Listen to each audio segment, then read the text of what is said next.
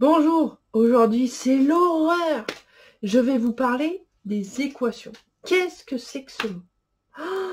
Eh bien en fait ce mot nous vient du latin. En latin, quand il y a quelque chose qui était égal à quelque chose, on disait équation.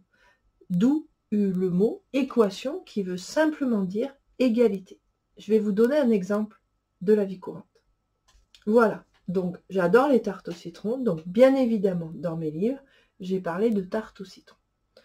Mais pas ici, pour tout le monde. 3 tartes valent 6 €. Comment est-ce qu'on peut écrire cette phrase en langage mathématique? Parce qu'on ne parle pas suffisamment de langage mathématique.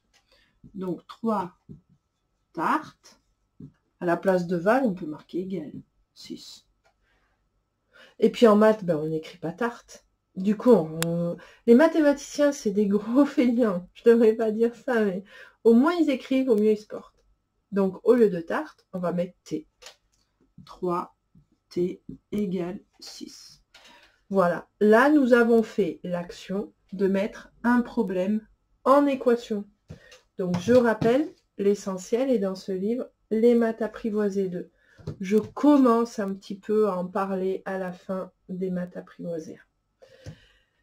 Et après, si on veut résoudre cette équation, donc résoudre cette équation, ça veut dire qu'on va chercher la valeur de t. Alors, vous ferez l'exemple, et puis l'expérience qui est assez rigolote. Quand vous dites aux gens, 3 tartes valent 6 €, combien coûte une tarte? Tout le monde vous répond 2 €. Et si vous dites 3t égale 6, combien vaut t? Il y en a plein qui ne savent pas, alors que c'est la même chose. Donc, qu'est-ce qu'on va faire? On va faire la tarte, c'est égal à 6 divisé par 3. Du coup, une tarte coûte 2 €. Toujours penser à répondre à la question, n'oubliez pas. Mais voilà, les équations, c'est pas si compliqué que ça. Ça vient du latin, ça veut dire égalité. Bonne journée, au revoir.